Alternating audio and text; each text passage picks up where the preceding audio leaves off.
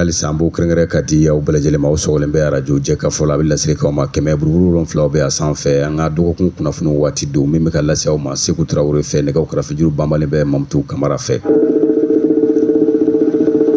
ina fanya nyefo yana chukumina biye 8 mars san bafla ani mugan ani duru aywa jen selekina ni muso olu togola don koni o ye biye ina fa be chukumina nga jamana konnana o de la sa o nyagali hukumu konnana jen selekina ni muso femiye aywa département de la promotion des femmes de l'Union nationale des travailleurs du Mali UNTM la olu kɔni bɛ ka ɲagali baaraw kɛ bi n'a bɛɛ lajɛlen bɛ ka kɛ bourse de travail la a ɲɛmaya bɛ maa min bolo o de ye secrétaire général ye ni o ye Yakuba Katile ye ayiwa ɲinɛ u ye dakun min ta n'u bɛ ka kuma o kan o de bɛ tali kɛ fɛn min ye ɲɛnaminimafɛn ani kalan ni o bɛ tali kɛ denmisɛnninw olu ta fanfɛla la o kɔ dakun misɛnnin min bɛ o duguma o de ye ɲɛnaminimafɛn ninnu u se ka gɛlɛya min yɛrɛ se denmisɛnninw ma u ka kalanko ka se k'o tiɲɛ ani wulikajɔw ka kɛ cogo min na a kuɲɛw bɛɛ lajɛlen bɛ se ka jɔ denmisɛnw bɛ se ka bɔ nin gɛlɛya jugu in kɔnɔ o de kɛlen bɛ baroda sigi ye bi bourse de travail la an ka musolakaw fɛ o hukumu kɔnɔna na fɛn min ye Basaro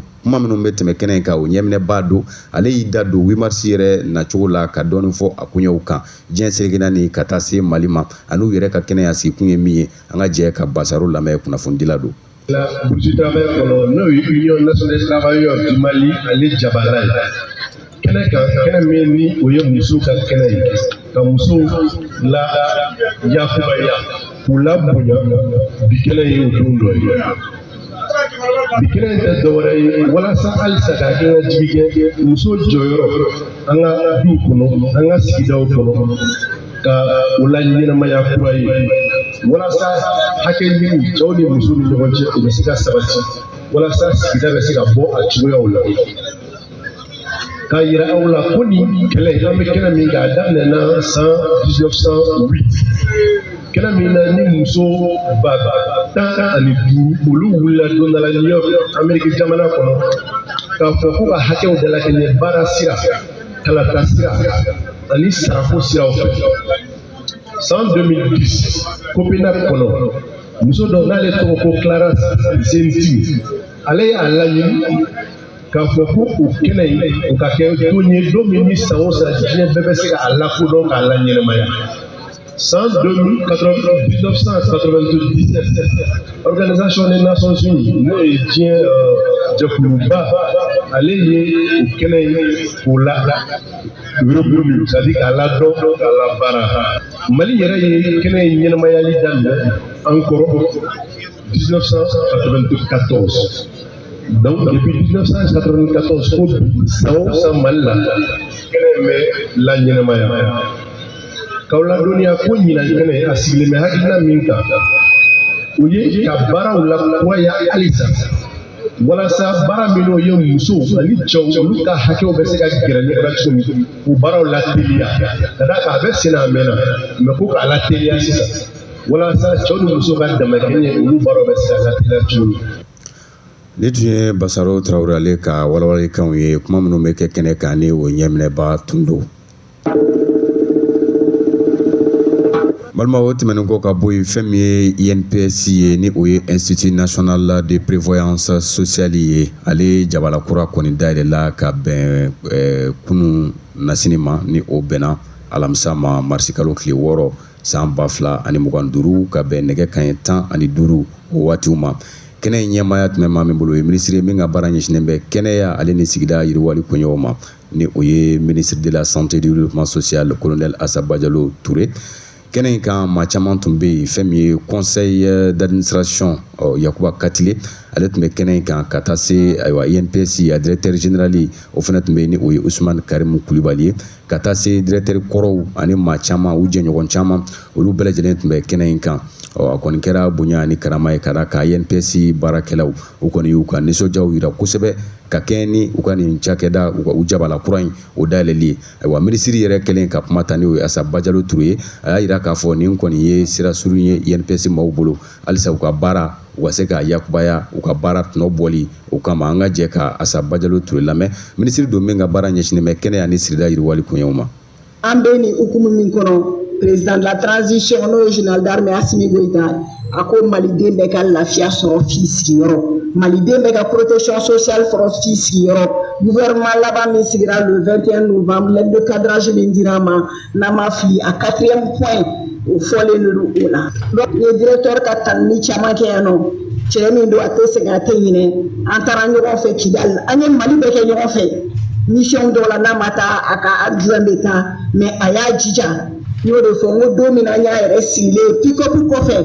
u directeur dama u ka V8 n'u ka mobile to Bamakɔ u filɛ de pick-up kɔfɛ ka musow bɛ fɛnw meleke u kunna an ka taa Mali baara la n k'o de ye maliden ɲumanya ye halisa Ala k'a bolo mɛn a ka baara la Ala k'a ka baarakɛlaw fɛnɛ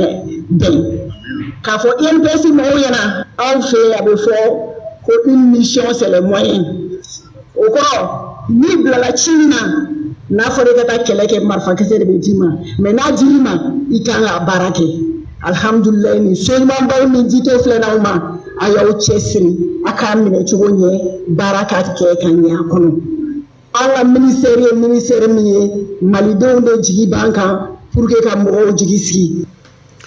Ni tun ye Asa Bajalo Turuyale mankan ye ministre don min ka baara ɲɛsinnen bɛ kɛnɛya ni sigida yiriwali koɲɛw ma.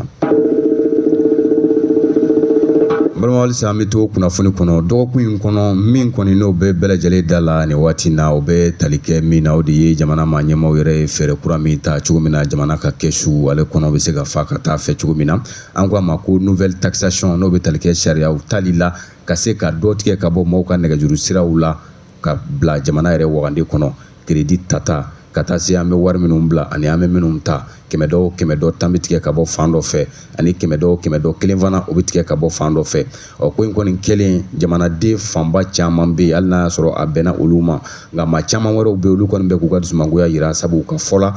ko jamana bɛ waati min na sa gɛlɛya min bɛ yen jamana maa ɲɛmaaw u man ka sɔn cogoya si la ka nin ɲɔgɔn na ta ka da mɔgɔw kan nka an kɔni y'an ka kuma gɛlɛma tɛngu maa damadɔ da la jamana kɔnɔna na olu ye min fɔ an ye ko in kan an ka jɛ k'o lamɛn. 10% ani 1% a ma bɛn an ma a ma diya an ye wa a bɛ ka tigɛ an kunna fɛnɛ an tɛ jɛn n'a yɛrɛ de wa an tɛ yafa an ka wari kɔ fɛnɛ hali sisan ne bɛna na opération na sisan n ka wari bɛ tiɲɛ komi n'a fɔra tile kɔnɔ n'i ye opération tan kɛ 20 bɛ tigɛ i kunna o opération tan bɛɛ kɔnɔ o bɛ se ka ɲɛ cogo di mɔgɔ hali n'u y'a ta côté kelen dɔrɔn na an b'o faamu mais k'a kɛ côté bɛɛ i mana taa courant ta sɔgɔmada na ne ye courant ta a bɛ tigɛ yen n bɛna na retraite kɛ sisan a bɛ tigɛ yen i taara internet n b'o ta sɔɔni a bɛ tigɛ mais c'est trop ça an ma jɛn n'a ye walayi bilayi an ma jɛn n'a ye wa an tɛ yafa an ka wari fɛnɛ kɔ. ne kɔni u ka nin prélèvement in cɛla a ma diya ne ye a ma diya ne ye parce que population ni ɲɛgannen don la population galérilen don ça ne va pas mɔgɔw bɛ k'u dahirimɛ ɲini n'a fɔra tuguni u bɛ taa wari wɛrɛ tigɛ mɔgɔw kun ça le consentement a diyara ye ma diya ye n'i ye crédit ta a diyara ye ma diya ye n'i ye wari ci ou bien i bɛ wari ta a bɛ bɔ i kun bon vraiment a man di ne ye et puis transition ka bila kunna nin bɛ dɔ fara u ka mangoya de kan dɛ nin bɛ dɔ fara u ka mangoya kan dɛ parce que mɔgɔw sɛgɛnnen don fantanya bɛ mɔgɔw la olu bɛ ka mɔgɔw ka wari tigɛ ça leur consentement mɔgɔ si ma ɲininka vraiment a man ɲi yɛrɛ de en tout cas moi personnellement a kɛ ne man di ne ye bi a man di ne ye sini. Assimi Goïta m'a fɔ ko n'an ko k'an k'an yɛrɛ ta k'a bɛ kɛ gɛlɛya a m'o fɔ wa k'a bɛ ta ɲɛkumu kan maliyɛnw ne delila ka nin kuma fɔ hali diinɛ tɛ se ka Mali mara walahi bilahi mɔgɔ min bɛ ka tigɛ an kunna dɔw y'o kɛ diɲɛ wuli ko de y'an da la k'a sɔrɔ diɲɛ wuli ko tɛ Burkina b'o bɔra sa Burkina ambassade bɔra sa ka 10 millions de francs CFA k'a di Mali ma ko Mali k'a yɛrɛ dɛmɛ n'a ye Burkina b'o population n'o wari fara ɲɔgɔn k'a di tandis que mɔgɔ dɔrɔn bɛ ka tigɛ an kunna k'an bɛ kuma cɛw la anw bɛna k'anw yɛrɛ ye wagati jumɛn cɛ président man ɲi nin man ɲi nin man ɲi politicien man ɲi mais moi je comprends mais malien yɛrɛ de man ɲi quoi ne ka faamuya la malien yɛrɛ de man ɲi quoi problème b'o yɔrɔ de la quoi. ne kɔni bolo moi personnellement taxation min sigira sen kan jamana kuntigi n'a a ka mɔgɔw fɛ ne bolo ko ɲɛnɛmanba de don n'a ma ɲɛ wari tɛ an ka kɛsi la n'a bɛ kɛ ka faso de kumabɔ o dɔrɔmɛ 20 ni o tan ni ninnu tɛ foyi tiɲɛ an ye faso ko de don jamana ko de don.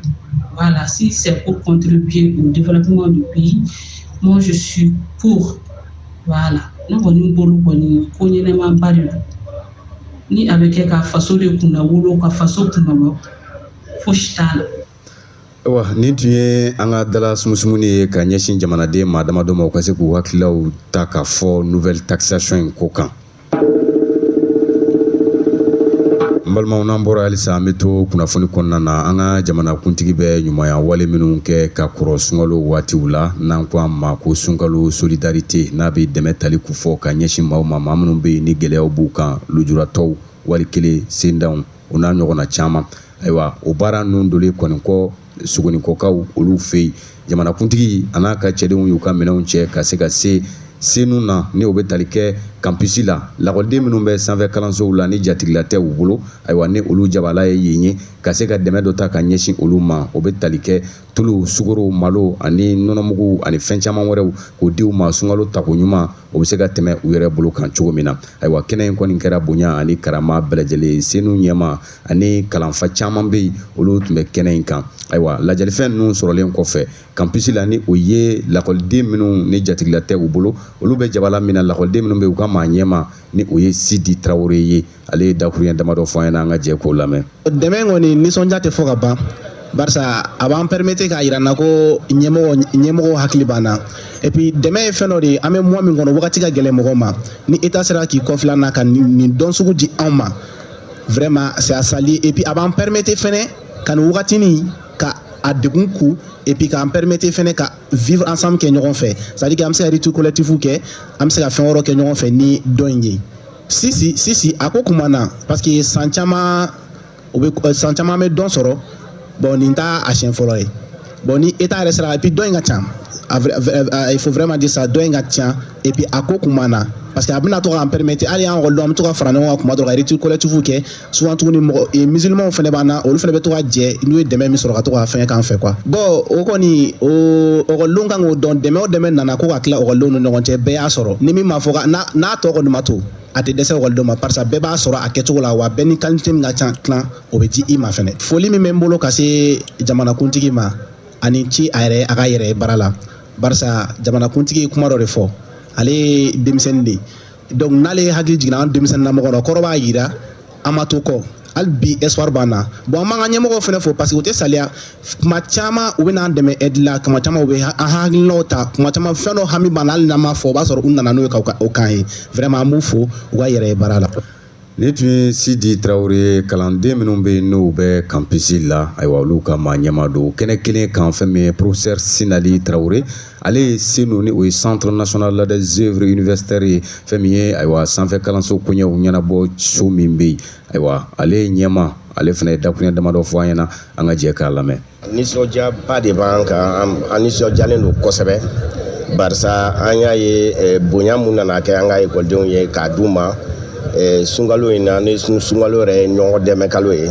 ni nin bonyaba kɛra il faut que an ka yira k'a fɔ a diyara an ye kosɛbɛ et puis a nisɔndiya ka bon kosɛbɛ parce que a b'an ka denmisɛnninw permis u ka se ka u hakili sigi k'u ka kalan kɛ barisa fɛn bɛrɛ kun t'u bolo n'u bɛ se k'a to ka sunkalo in na tɛmɛ cogo min awa an ye dɛmɛ min d'u ma o kun ka dɔgɔ nin nalen nin dɛmɛba in nalen ka bɔ président de la république la ne ɲɛna a b'o hakili sigi kosɛbɛ an b'a ɲini ekɔlidenw fɛ nin dɛmɛ in an bɛna tila a bɛ se ekɔliden bɛɛ ma minnu bɛ bamakɔ yan minnu bɛ pɔnze minnu bɛ kabala minnu bɛ segu minnu bɛ sikaso an b'a lase u bɛɛ ma walasa u ka dɔn que président de la république de ye nin ci u ma président de la transition Assimi Goïta de ye nin ci u ma sunkalo solidarité kɔnɔ walasa u ka se k'u boloma dɛmɛ a la donc n'an y'o f'u ɲɛna et puis an b'a gɛlɛya mun k'u ma k'a f'u ɲɛna u k'u cɛsiri kalan fɛ barisa an bɛ compter la o de kan kosɛbɛ an senu ka baara ye k'a essayer k'u dɛmɛ u ka condition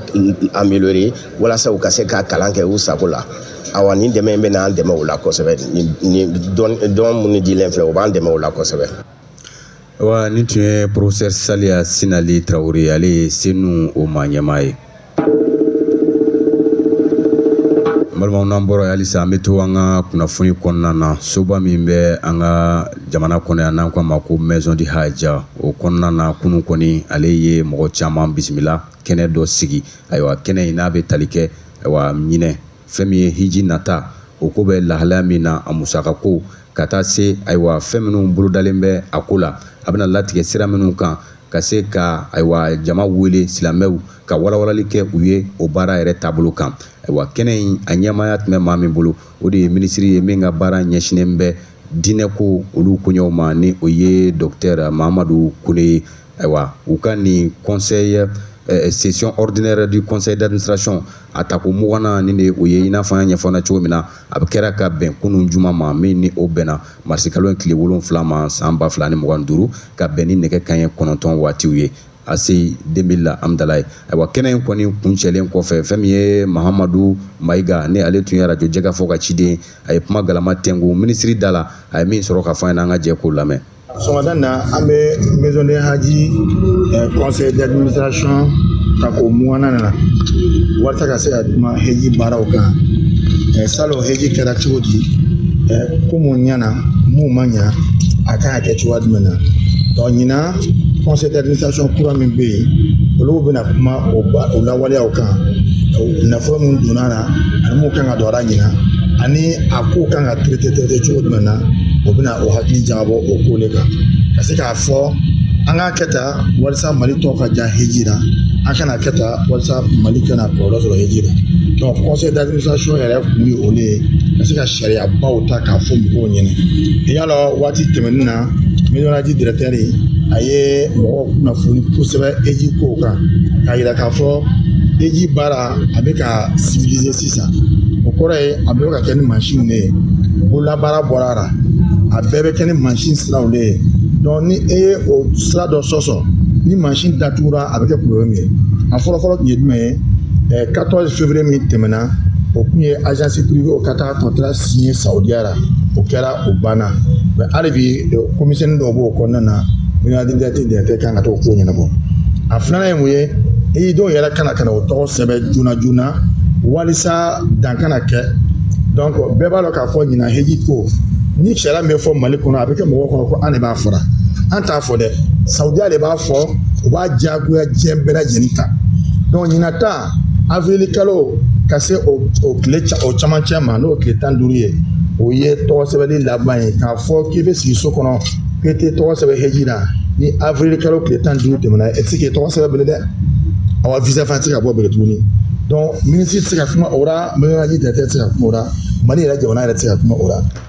Wa nin tun ye docteur Mahamadu Kone ni ale ministre ye min ka baara ɲɛsinnen bɛ diinɛ koɲɛw ma an ka jamana kɔnɔ.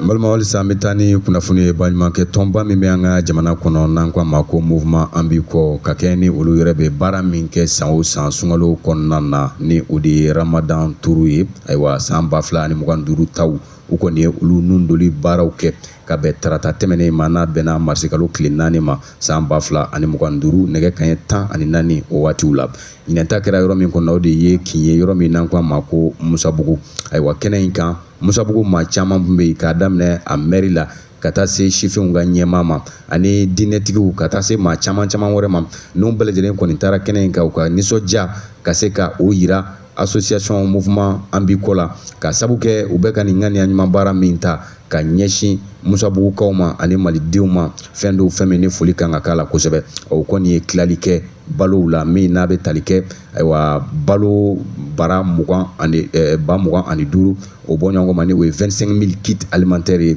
o la sa fɛn min ye malo olu bɛ a la ka taa se ayiwa ɲɔ ma olu fana bɛ a la ka taa se tulu ma o fana bɛ a la tamaro ani sugoro ani nɔnɔmugu ni fɛn caman wɛrɛw min bɛ se ka dɛmɛ don maaw yɛrɛ ma ayiwa sunkalo o tɛmɛko ɲuman o hukumu kɔnɔna na dɛmɛ in kɔni kɛra maaw ye maa minnu bɛ yen ni u ye gɛlɛya sɔrɔ ka sabuya kɛ ji ka kasara ye n'u ka sow bɛ na ka taa se maaw ma maa minnu bɛ yen ni seba tɛ u ye ayiwa kɛnɛ in kɔni ka kɛra bonya ani karama bɛɛ lajɛlen ye Binta Ɲani ale de tun bɛ kɛnɛ in kan ka se ka Fatumata Batuli Ɲani ka ale jɔyɔrɔ fa.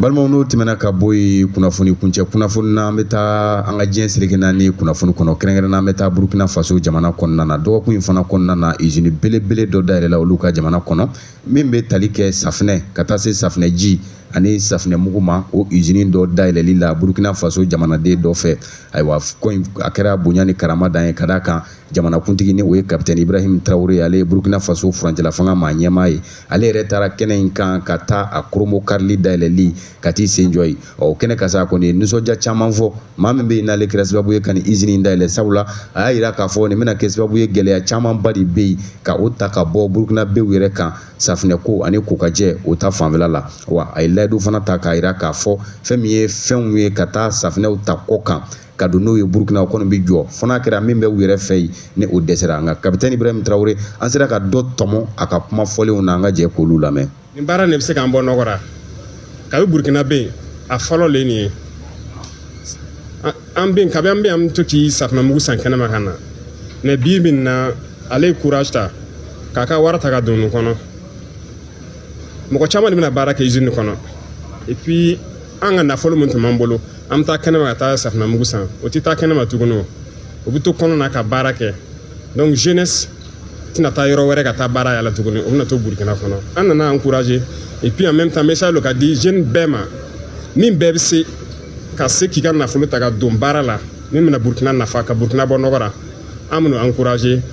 tuma o tuma n'o makoya banna an bɛna encourager an bɛna pousser pour que u ka taa ɲɛfɛ ka se ka Burkina bɔ nɔgɔ la n'Ala sɔnna n'an ye nin taama sira ta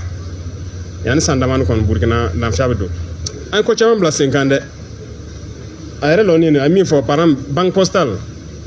an y'ale inauguré a ma mɛn o mais o banque postale ni y'ale dɛmɛ a nana yɛrɛ kalifa ministère la ministère wulila ka jɔ ka dɛmɛ pour que a ka se ka a bolo dafa ka se ka nin jɔli nin kɛ donc o y'a fɔlɔ-fɔlɔ ye maa o maa min fɛ ka na usine dɔ Burkina an bɛ se ka min kɛ k'a tigi dɛmɛ an bɛna dɛmɛ a filanan min yɛrɛ y'a dɛmɛ ni sɔbɛ ye ok safinɛmugu dilanna a bɛ feere cogo di tuma caman mɔgɔ bɛ mɔgɔ décourager parce que n'i y'a dilan ka ban marché tɛ yen feere yɔrɔ tɛ yen mais an ye papier bɔ k'a fɔ maa o maa mana usine dɔ Burkina ka fɛn dilan min fɛ ka taa kɛnɛma ka taa sanni kɛ a fɔlɔ bɛ san yɔrɔ la de ban n'a ma bɔri kɛ i bɛ sɔrɔ ka taa kɛnɛma donc o papier bɛ yan signé ka bila donc k'a fɔ ko mɔgɔw kana siran a kana siga n'i sera ka usine dɔ Burkina an mana min kɛ pour que ka feerekɛlaw ka na i ka minɛnw san an b'o kɛ donc o de y'u ka kunnafoni sɔbɛ ye mais je pense qu'an ye solution bɛɛ yala la ka se k'o dɛmɛ o sira fɛ. Ayiwa nin tun ye capitaine Ibrahim Traoré Burkina Faso furancɛla fanga ma ɲɛmaa don ayiwa an badenw an sera ka min sɔrɔ ka di aw ma Traoré ale tun bɛ yen maa min ye jamukan latɛmɛ aw ye Seku Traoré de tun don nɛgɛw karafe juru banbalen tun bɛ Mamutu Kamara fɛ YouTube sira o tun bɛ Ahmed Jakite bolo aw ni ce aw ka kulomajɔ la radio Jɛkafɔ la radio des grands événements.